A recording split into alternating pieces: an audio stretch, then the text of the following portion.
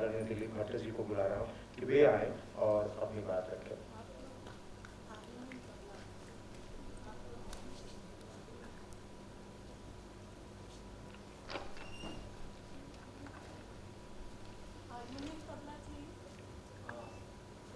हाँ तबला अच्छा है। आदरणीय मालू जी, चोपड़ा जी, मैडम ममता जी और बैठे मेरे सुधी दर्शकों, जयपुर की लोकनाट्य शैली तमाशा एक संगीत प्रधान शैली है जिसका मैं छठी पीढ़ी हूँ।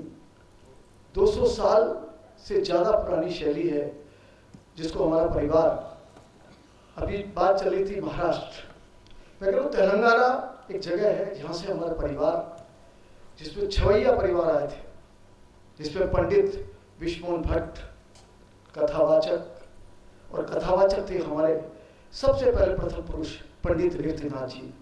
जो गुणीजन खाना चलता था जयपुर में राजा महाराजाओं का, राजा राम सिंह जी के जमाने में, उस वक्त वो वहाँ कथावाचक थे।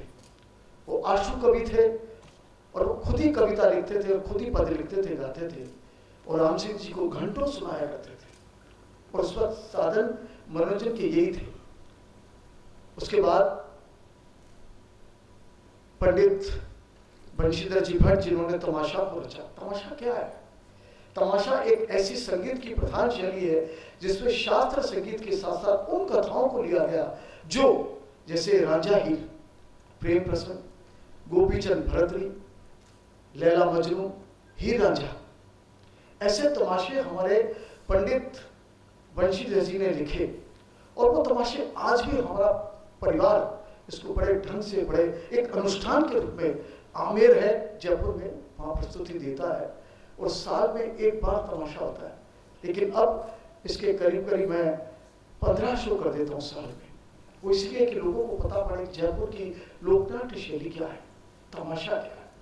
इसके बाद बंशीधर जी के बाद ब्रजपाल जी, ब्रजपाल जी के बाद फूल जी मनु जी भट्ट, फूल जी मेरे दादा थे, और पिता गोपी जी भट्ट मेरे पिता, मैं दिलीप भट्ट, और मेरी 7वीं पीढ़ी के मेरे सचिन भट्ट।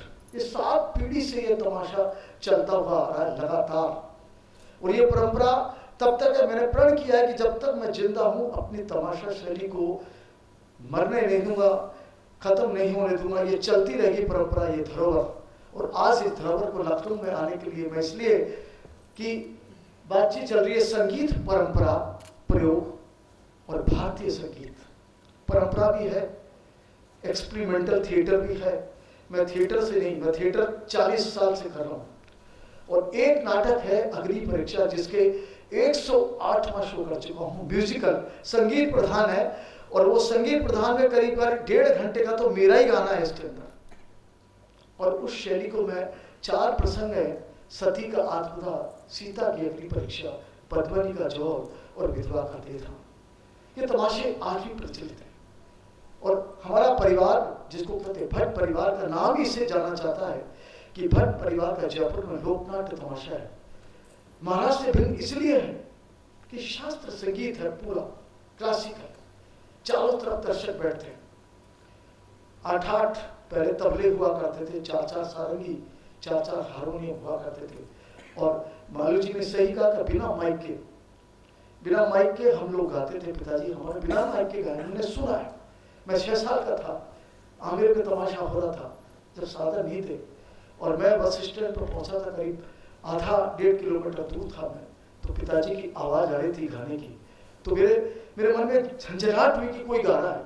और कैसे गाते थे, क्या सोवे उठ जा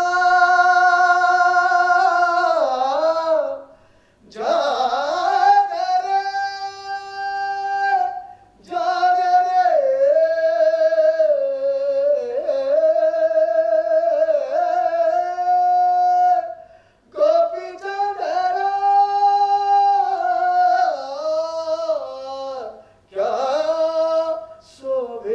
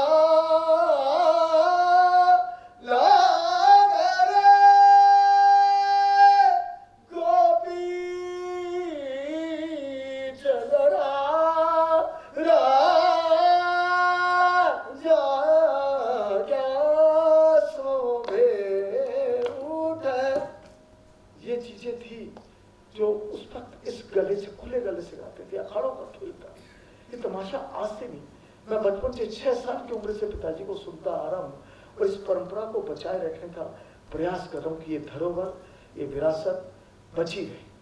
क्योंकि तमाशे में जब संगीत चलता है, जैसे नौटंकी बता रहे थे कि पहले कुछ बजता है, ऐसे हमारे लहरिया बजता है। लहरिया बजने के बाद मेरा बच्चा बजाएगा कि लहरिया से माहौल बनता था। दर ना ना ना ना कर ना ना ना